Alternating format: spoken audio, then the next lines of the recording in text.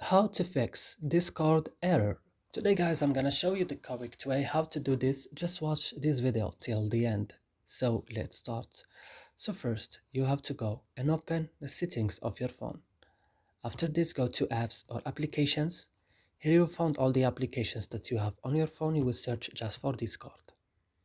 When you found Discord, just open it like this and go directly to storage. On storage, go to clear data, click OK, and go back and click on force stop and click OK. And the last thing is to go into Play Store and updating your Discord again. And that's it guys. I hope this video is helpful for you. Don't forget to like and subscribe in our channel. See you in another video.